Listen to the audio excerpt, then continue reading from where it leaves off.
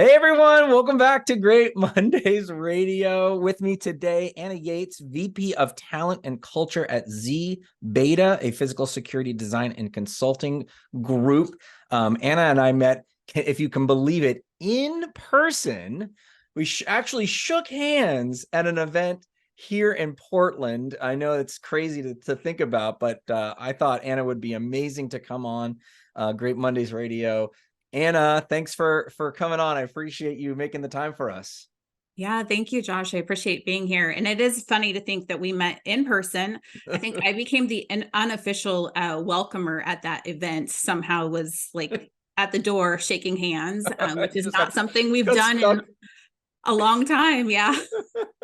I know. I felt like, I don't know if anybody else feels like this, but I felt like I showed up and I was so out of practice. Like I show up wearing where it was a warm day, but I show up wearing like cargo shorts to a like a professional networking event. I showed up and I was almost like it was a dream where you show up in your underwear or whatever. And I was like, oh, I am so ill prepared for this.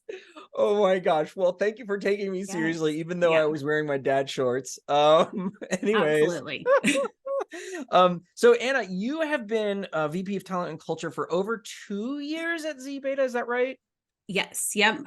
Yeah. Roughly 2.5. Yeah. Yeah, and you guys have been growing like crazy, which is really interesting because a lot of folks that are kind of feeling the pinch, lots of layoffs, but you guys aren't just holding steady. You've doubled in employee headcount in the past 2 years. That's an incredible position to be in. Tell me a little bit about how that has been for you as like the VP of Talent and Culture. Yeah, it's funny. I joke with our leadership team because when I interviewed with them, I did ask, what's the growth look like? How many employees are we looking to hire each year? And they said, oh, we hire, 4 or 5 people. Uh, uh, that's not the case. We've been really fortunate to have some incredible growth. And I think, there's a couple of things that I do attribute to that. One is just the way we position ourselves within the industry. And, we're really kind of riding that wave right now, which is really exciting. But I think there's also, when you're growing at that pace, especially when you're 100% remote workforce, there's a lot of things to consider as far Oof. as, how do you maintain that culture? How do you embrace the culture that we have? How do we grow into what that new culture is going to look like as we scale and grow? So it's been exciting. There's been a lot of opportunities here at ZBeta to impact that culture, but I'm also excited to see what comes next for us as an organization. It's almost like it's with some organization, they like grow and they'll shrink and they kind of, been around and we're like, oh, we've been here before. This, I don't know, confirm for me. It sounds like this is the first time you guys are really hitting some of those big numbers. Yes. Yeah. Yeah. Yeah. So we've been around for roughly 20 years. Okay. And I would say that, obviously we've had tremendous growth in the last 2 years, but the company, even probably 5 years ago, was only around 30 employees. So there's been that steady growth, and then just kind of this like propelling into Yeah. growth the last couple of years. Um, very quickly, so we can kind of level set. Can you quickly Yeah. describe what ZBeta does so we know what all these people you're hiring are doing? Sure. Yeah, yeah, absolutely. I'm like, I go to a dinner party and people are like, what do you do? What is it? What does Yeah. this mean? So we design the security technology systems that secure in buildings, primarily focused on corporate campus. So large corporate campuses, data centers, higher education. But really, thinking about it from a lens, and it is interesting to also think about it from a people perspective, is how are our clients keeping employees safe, and what does that experience look like for their employees? But on a day-to-day, our folks, we've got project managers and designers and engineers who are really thinking about those security systems and how do they keep our clients' buildings and facilities safe. That's really interesting, and it's all thinking about all the different things that are happening in the world that make this kind of a growth industry, and you've got campuses and data centers and all these things that need to be secure. I feel like the conversation is always like around digital security, right? Like that's usually what we hear about. So interesting that there's this almost boomlet in physical security.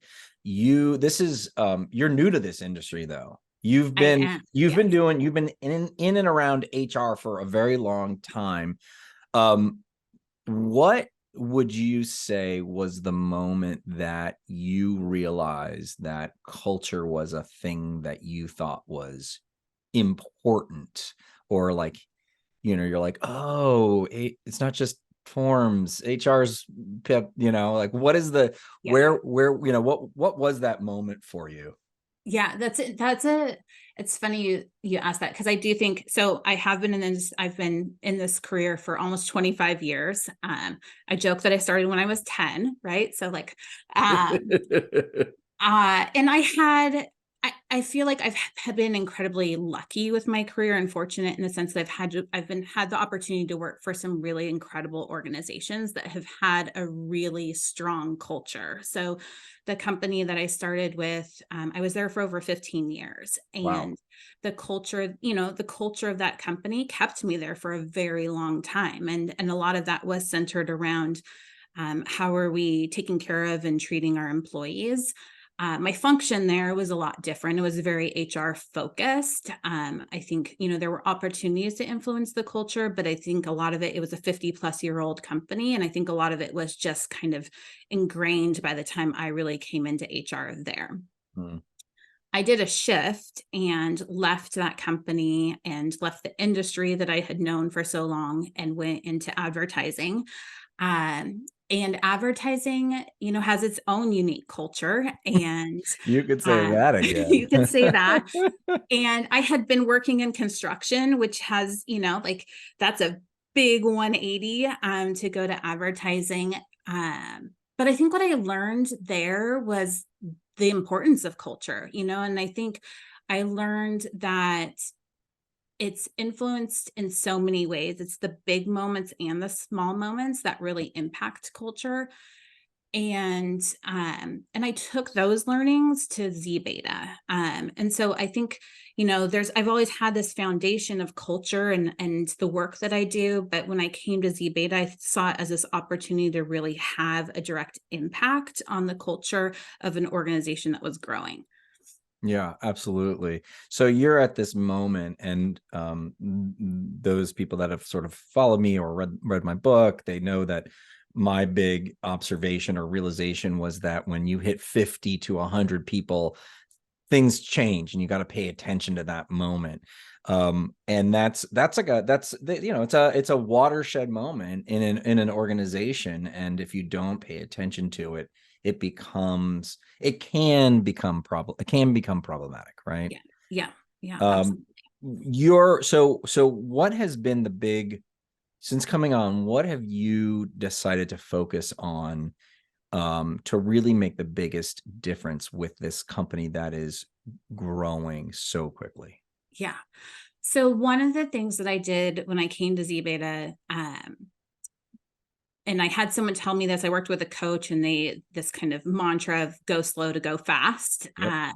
Yep. And so I took 30 days to just go on a listening tour and really understand, you know, hear from our current employees what was working, what their challenges were, and to take those and find the small wins, right? So find where I could have some immediate opportunities to impact employees. I was the first talent and culture person within the organization, and so a lot of people didn't know what that meant. They didn't know what that meant. They were like, what is that? What do you do? What's your role?"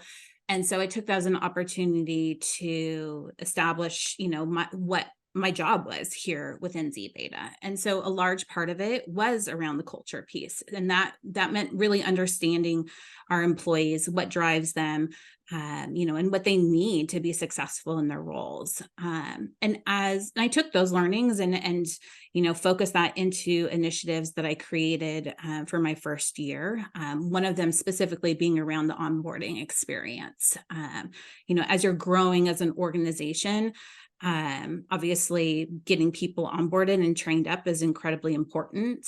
And it's even more important, and you have to be more intentional about it in a 100% remote workforce. There's not that opportunity to kind of learn by osmosis that you Right. have when you're together in person. It seems like this is probably the critical task for these companies that are either distributed or, hybrid or going remote, because you're right, there's no learning by watching, right? By being next to people, that by getting that vibe, right? Like Yeah. who walks in the room, how do people react with them? So what have you, like, when you're thinking about designing and redesigning an onboarding program for 100% remote organization, what are some of the most important things that you've learned you really need to include in an onboarding program? Ooh, that's a good question. Um, I think part of it was understanding from my managers what does success look like. So, what does success look like in this role for an individual, so that we can kind of start building out what does that program and Mm, onboarding approach look like. I think the other piece that's really important for employees is for them to understand their why. So why, like, what is my role? How does that fit into the broader organization? What's the impact that I can have?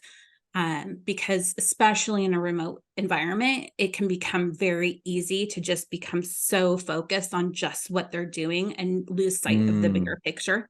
And mm, so making sure that folks understand, okay, why. The other thing that I think we've learned, and this is kind of a little bit of a lesson learned for us, was um, we got so focused on training folks up and getting them into the role. And some of my folks were spending 90 days just learning and not really having an opportunity to contribute to the work. And I think that was a missing piece for folks. They were missing being able to have an impact um, on the organization. They were feeling a little bit like, I don't know, like, am I doing what I'm supposed to be doing? right. I'm just learning. I'm not actually doing any work. And so we've really, to your point about like evolving, reimagining, reworking the onboarding, it is a constant process that we are going through to try to figure out what's working, what's not working, how do we improve it, how do we make it more effective. And that was one piece that was missing for us. Mm, These folks that were 90 days of just learning but not contributing. And so we've worked that backwards into our 30, 60, 90-day plan to figure out where are those moments where they can start contributing to the work and start having that impact so that they're really bought in from almost day one. I mean, they should be bought in from before day one, but mhm. they're really bought in to the experience and the work, and feel like their work matters. That so all the things that you were just talking about, their why, and then their ability to contribute, and um the all the aspects of this, to me, sounds like, how do we um get people connected outside of their, like you're saying, your daily task? It's very easy, and I think we all know from the pandemic how easy it is just to get heads down just answering Yeah, emails, right? And yeah, you're like, great, I'm just going to get this work done, but ultimately that's not the important work. yeah, yeah. Is that, would you how would you reflect on that as part of your, or the onboarding's job, is to like get these folks plugged in emotionally, like actually, like strategically, the why, like, does that resonate? Am I capturing that sentiment correctly? Yeah, yeah, and it's interesting because one of the things that I did learn, when I did that 30-day, kind of listening tour, I always go on camera when I do, my one-on-ones with folks. Like, for me, it's the ability to have that connection, see that person. You sometimes get that insight into their personality, right? So when you're in person, you can look at someone's desk and maybe pick up on something that you have that personal connection for. Mm-hmm. And Mm-hmm. as I was doing that, a lot of my folks weren't showing up on camera. And I asked about it. And what I learned was that a lot of them didn't have cameras. We, as a company, had not been providing those to folks. And I think there was this thought or assumption that people didn't want to be on camera, but it wasn't that. They didn't have the tools to be on camera. And so that was one of my quick little wins, where I just was like, anybody who wants to be on camera, we are getting them a camera. They can, and because there is, like, we've got to figure out, how do we create those moments of connection for people, and being able to see one another is one of those moments of connection. So we do that. Obviously we went through, made sure all of our current employees had headsets, cameras. They could connect with their folks in that way. We obviously now make sure that all new hires have the tools to be able to connect with their coworkers. And it seems like such a little thing, but it has such a big impact. Yeah. And now people show up. People are on camera on calls, whether that's a meeting, whether that's just, our, what we call our chat and chill, where people are just coming together to kind of have water cooler chats. But that was an aha moment for us, or at least for me, Yeah. about how do we create those moments of connection. So it starts, it starts with those little things, and then you build from there. Good. I mean, good for you for asking, being curious about that, as opposed to, I feel like I would jump right to, hey, turn on your camera. Come on, let's do it. Like, come Yeah. on. Yeah. That is, and that, what a gift, because it's such relatively easy solution, right? Sometimes you're like, whoa, this is a problem and the solution is going to be tough, but that one's like huge gain, Yeah. minimal investment way to solve for that. Yeah. So you mentioned chat and chill. Maybe you can talk a little bit about that. Or other relationship building activities that you have either are or have implemented, or somebody that Yeah. taken from somebody else. Yeah. Yeah. So the chat and chill was something that actually our talent and culture specialist came up with in partnership with another employee. So I think, for me, it's really important that talent and culture isn't driving all of these connection points for employees, because for it to feel authentic and for Yeah. it to have buy-in from folks, it needs to feel like it's not forced on them. So that this came about, we just had our first one last month, and a few things that we did to kind of create that connectivity was, one, we enticed people to show up. So everyone got a DoorDash gift card that attended, just as a way to be like, hey, come hang out with us. And then we had 4 breakout rooms. So we had topics, and folks could kind of choose which room they wanted to go in to have a conversation with their coworkers. And then they could switch rooms if they wanted to.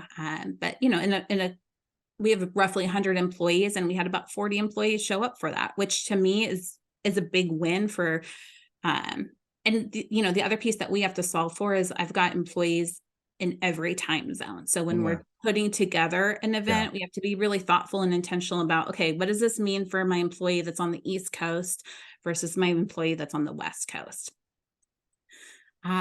The other things that we do a question of the week in our chatter channel. So that's just as a way for folks Like in Slack or Teams. yeah, exactly. Yeah. Yeah. And it's just like random questions. I think and it's fun to see how people respond to it. Sometimes the questions go dead and there's not really any response. And sometimes the thread is, 30 plus people responding to it.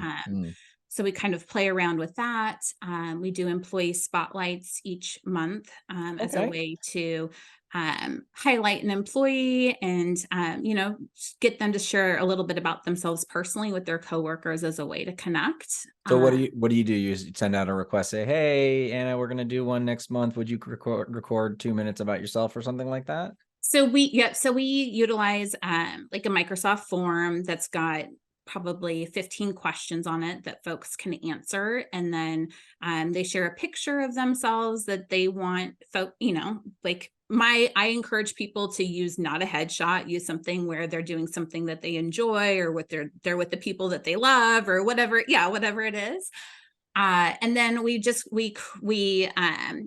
create a I use Canva, and we just kind of create a little snapshot with all of that captured and share it out. So there's that. And then we've started kind of playing around with in-person events. So while we are distributed, we have a large portion of our employees based on the West Coast. We had an employee who retired this summer. So we use it as an opportunity to bring folks together and be able to connect in person, which was really well received and well attended. So we're continuing to kind of look for those opportunities where we can bring folks together in an in-person setting that makes sense for us as an organization. How did you, let's get into the specifics of it. Did Yeah. you you're like, okay, great, we're going to come to this person who's, retired in the city, or he lives in the city, right? Yeah. And you basically said, everybody who wants to, we're going to pay for tickets and hotel or whatever, and come on in. Yeah. So this individual was in Seattle, and I probably have 20 plus employees that are in this Seattle area. So we sent out the Okay. call to them, and then I'm based in Portland, and so we offered up to folks in Portland. If they wanted to make the trip up there, we would cover hotel and travel expenses for them.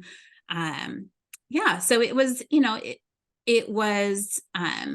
in some ways a low lift and a Yep. low expense as a way to also create that engagement.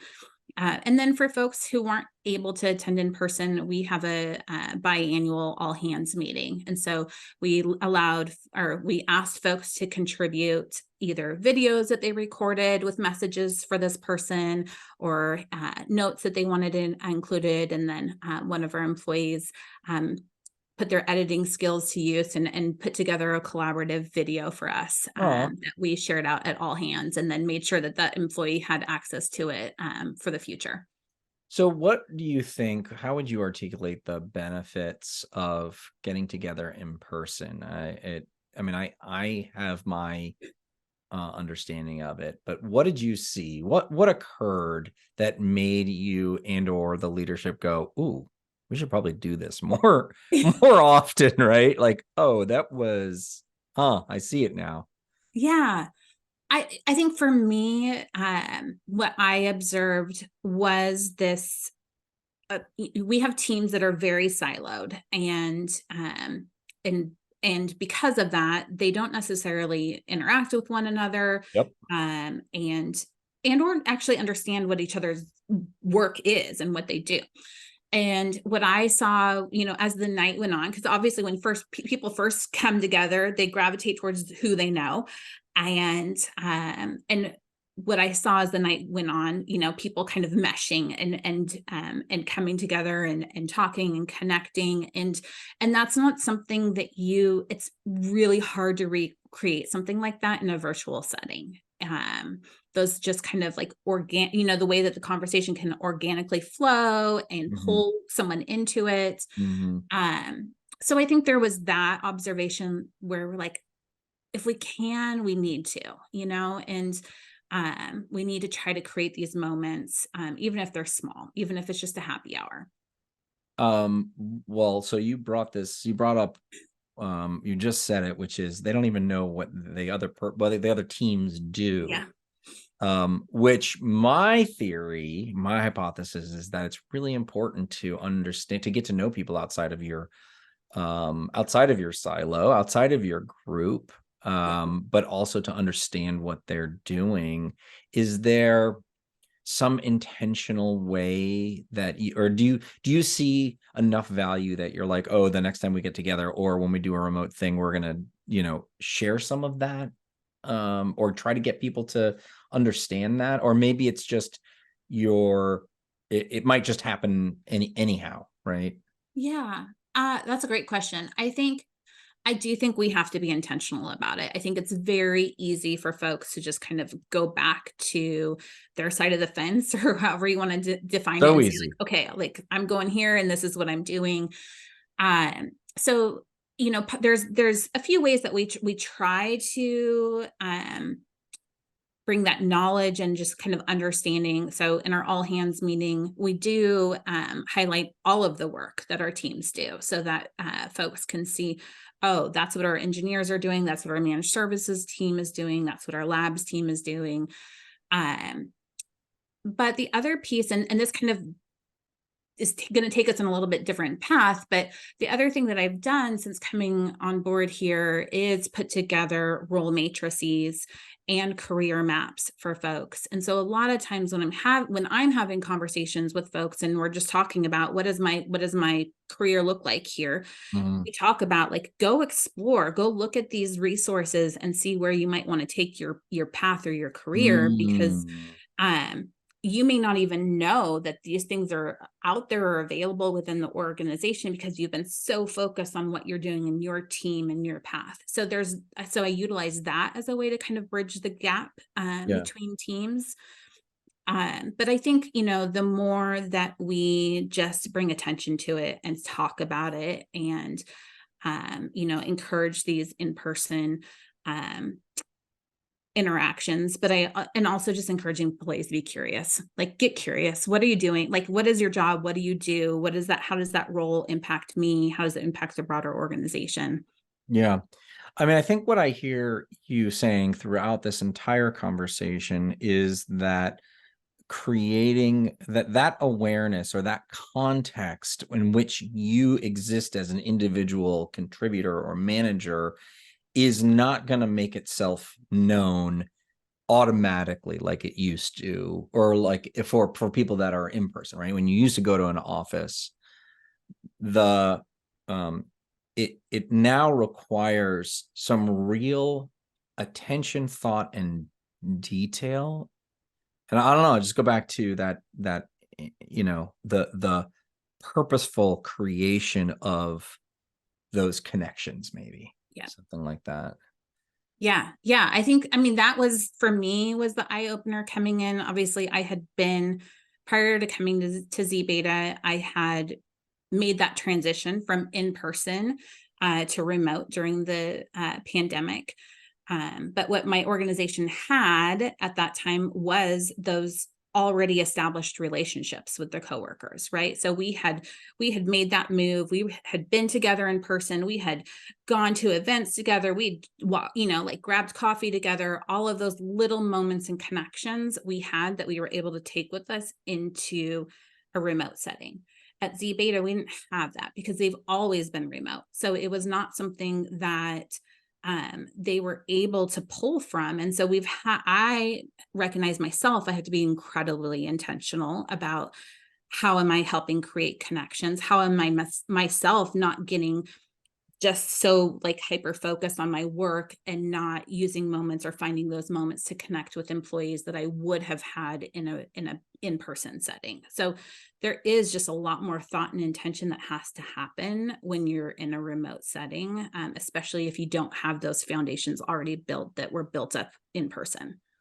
Right, right, exactly. And as we proceed into this uncertain future, that's going to be the case more and more, right? You're just going to, Yeah. you'll turn, leave one company and come to another, and then you'll never have met them in person. And so how does that, you don't have that grounding. And that can be really scary, I think, Mhm.